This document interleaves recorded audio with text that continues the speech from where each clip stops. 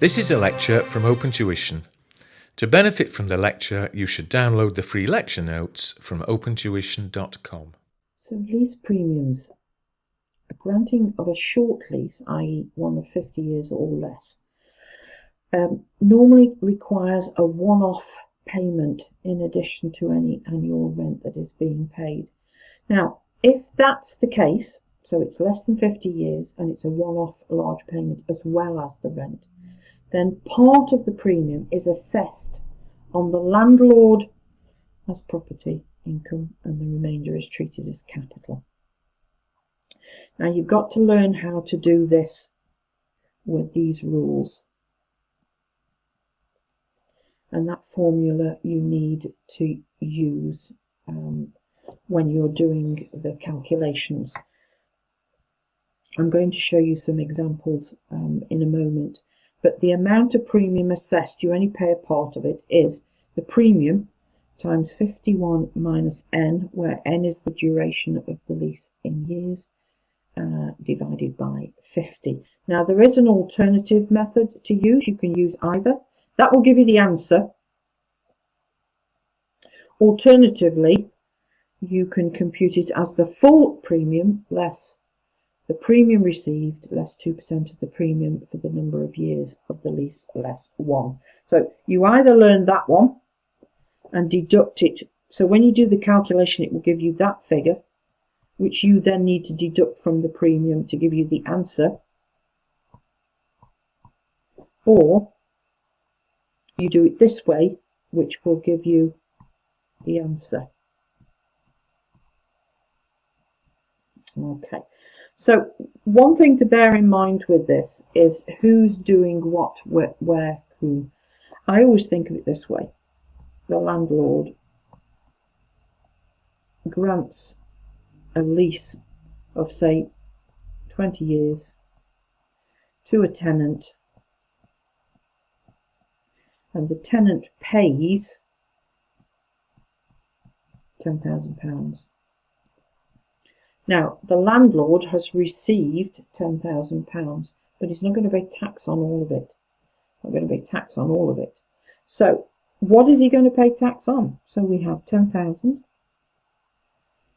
times 51 minus 20 divided by 50. Or, we have 10,000 less 10,000 times 2% times 19. And that's how you would do the calculation. You don't have to show both. You either choose one that you can remember. Now I always use this one simply because that's the one I was taught when I did it. This is the one that's in the legislation. You choose whichever one, as long as you clearly show exactly how you've calculated it. There will be no marks for the answer. The marks will come from, have you done the process correctly? Have you done the process correctly? So let's have a look at this first one. Bill, he is a landlord. And Richard is therefore the tenant. A lease on a shop. The annual rent is £5,000 a year. The term is 20,000 on the lease and the premium is £60,000. So what will Bill's income assessment be for this? Okay, first things first, the premium. Then we've got the rent. Okay, so if you're setting this model answer out, you could actually put that in. That's the easy bit. You're going to get half a mark for copying that across. Okay, so the premium is 60,000 times 51 minus 20 divided by 50. So that's this method of using that one there. Premium assessed as property income is the premium times 51 minus the years, and the answer to that is 37,200 42,200. Now what I would say, this isn't the easiest topic in the world.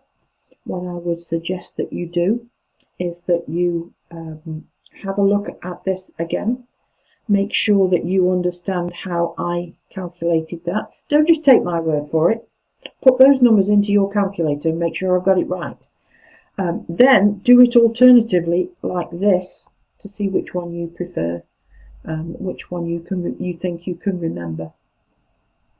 One of the things I do tell my students is, you know, the rates at the front of the exam paper, or obviously it's not paper anymore, it's on computer. If you've remembered this premium, because there are very, very few formula in this exam that you need to remember, this is one of them. When you get in the exam, write it down somewhere or type it in somewhere so that you've kind of learned it, and then you get it in, put it on a piece of paper, put it on the computer, and therefore if you need it in the exam, you don't have to remember it anymore. It's not kind of filling your brain. You can then go back and use that information because you've added it to the tax tables. Now, what about the person who has paid the expense? What about Peter here? Is it Peter? Richard. Richard's paid out £60,000.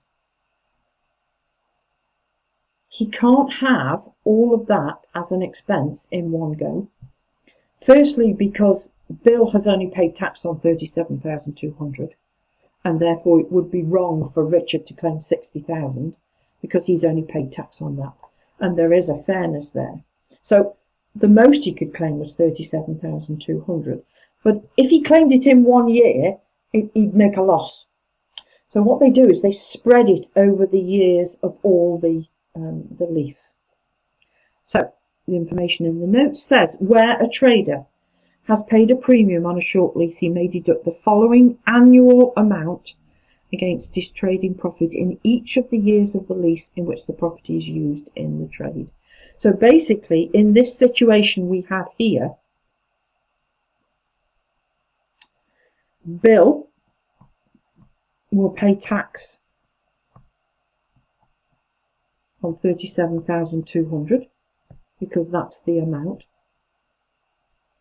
So Richard can only claim £37,200 maximum, but not in one go.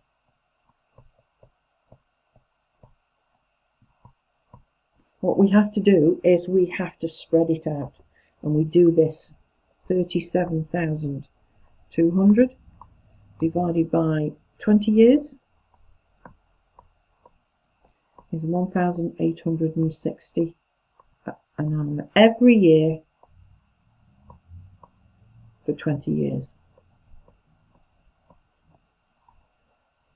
Now the examiner does like to ask this question because a lot of students find it very difficult to deal with.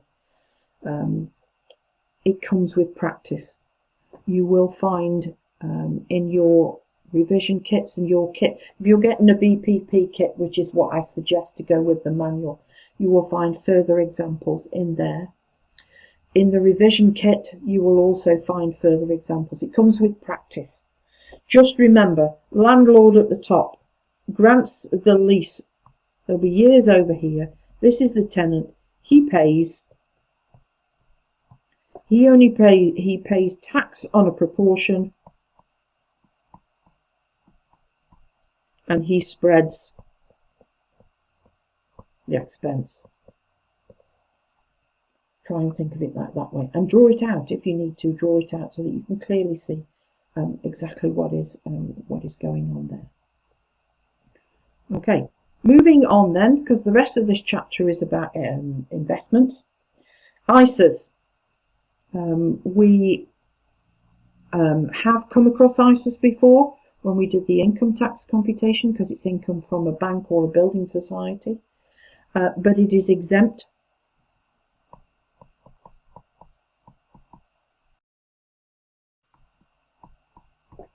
They're becoming less relevant now because previously bank and building societies used to deduct tax at source and then you had to claim it back. They're all received gross now. So although it's exempt, unless you've got humongous amounts of money in the bank and it's producing humongous amounts of interest, these are becoming a little more irrelevant. You can either have a cash one or you can have a stocks and shares one. There is an annual subscription. It is £20,000 a year. Now all that is in your rates, which you should become familiar with. Never guess. Always check. I've been doing tax for more years than I care to remember. I've been teaching it for at least 24, and then I worked in practice before. And even now, I would check, and even now I get it wrong sometimes. You know, I'm not perfect. I'm good at what I do, but I'm not perfect, and sometimes you get it wrong. And always check. Now, obviously, in an exam, it's very important because you want to get the right answer. In reality, it's very important because your client wants you to know that if you tell him you've got this amount of tax to pay, that it's right. Okay, national savings. We have seen in the past that certificates are exempt from income tax. We dealt with that in the previous chapter, in chapter 2. However, if you have an investment product, which is an easy access or an investment account, it's a savings account, it's received gross. Okay. Now, these national savings certificates and the national savings accounts come through the post office in the UK, and therefore they are very, very risk-free. So how is this going to look in an exam? What are you going to come across in your exam? A new section at the end of every chapter now. We've got this exam technique section with some examples of multiple choice questions, which get you into this.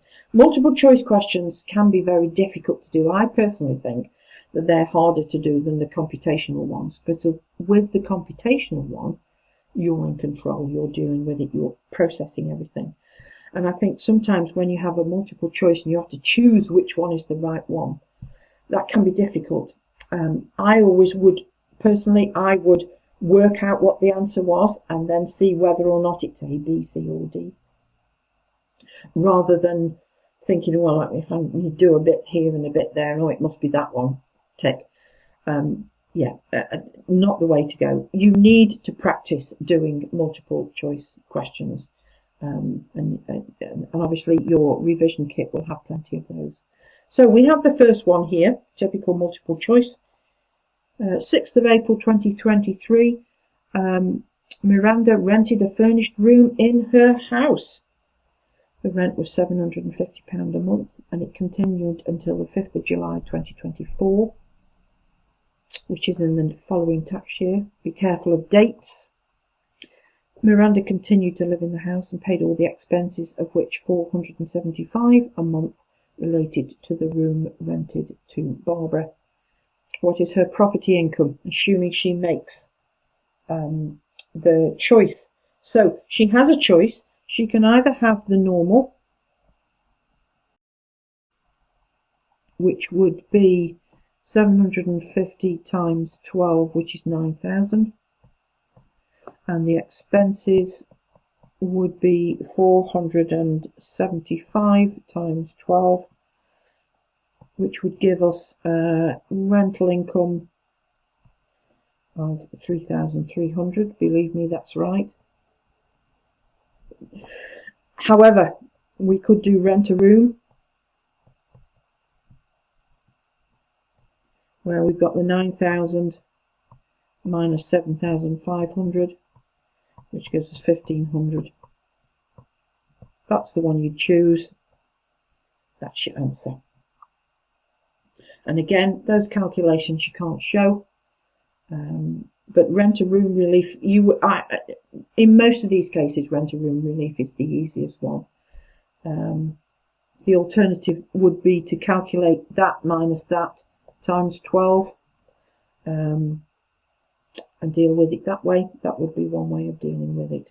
Usually, but of course you can kind of do that quite quickly on your calculator to come up with that. Multiple choice 2. So that's rent a room relief. Only income is from letting out furnished residential property, none of which qualifies for furnished holiday accommodation. For 23-24, her taxable property income was $25,000 before adjusting for the following items. Okay, we have an expense of a damaged kitchen unit and £12,000 on a loan. Now that's finance. And what did we learn about finance? You can't have that as an expense, can you? That's a tax relief. So the only expense she can have is that, which means you're looking at 24,500 being the answer.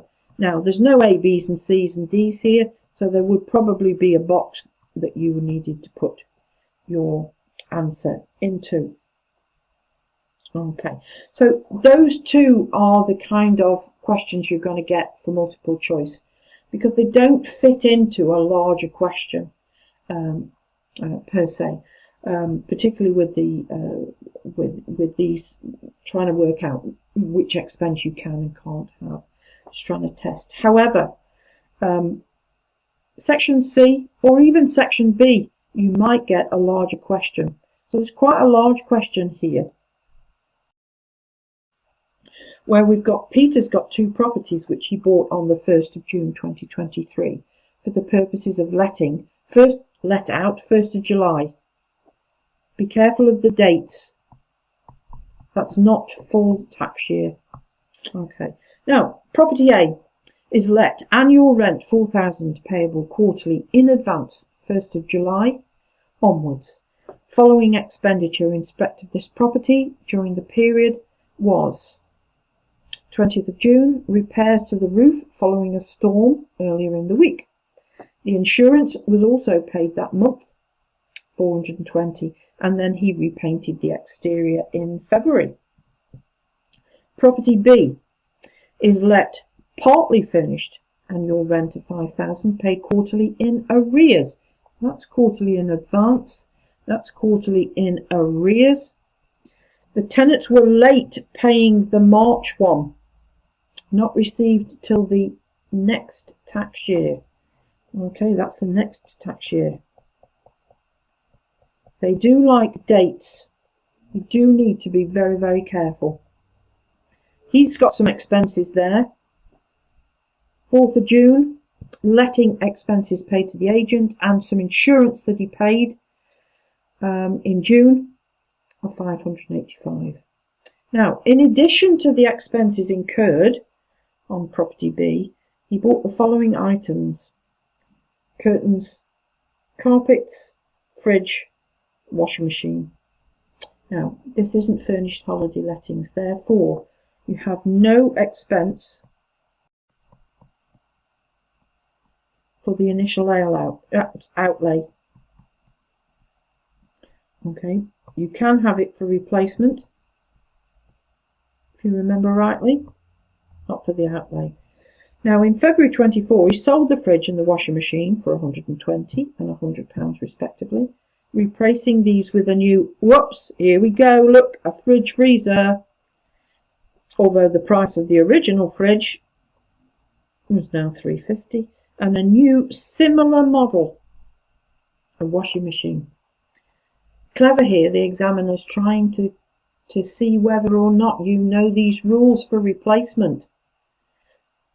Obviously, you're not going to get anything for outlay. Rule number 1. Rule number 2, replacement must be like for like, and they've given you 2 options, one of which you have to be very careful with. Okay, and then it's asking you to calculate his income tax assessment for that year. So let's have a look at the model answer. So you'll notice in the model answer that we put the rental income first for both properties. So the rent received, we've got first 4 quarters there. That will be the 1st of July, October, January and April.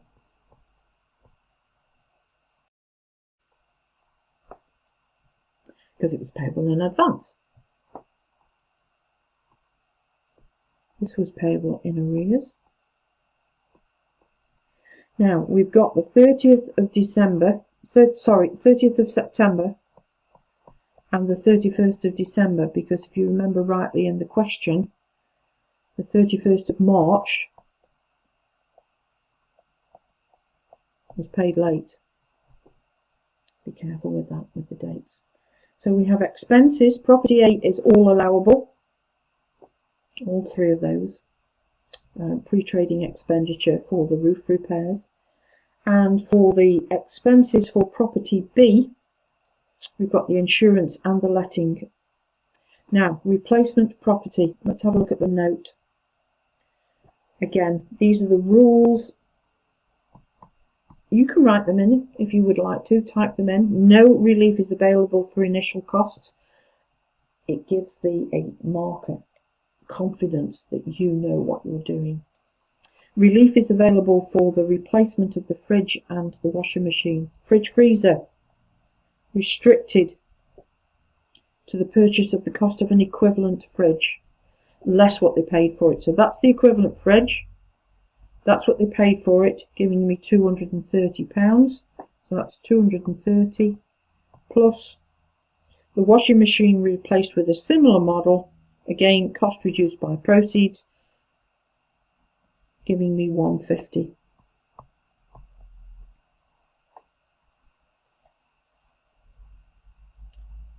Property income for the year is 2665.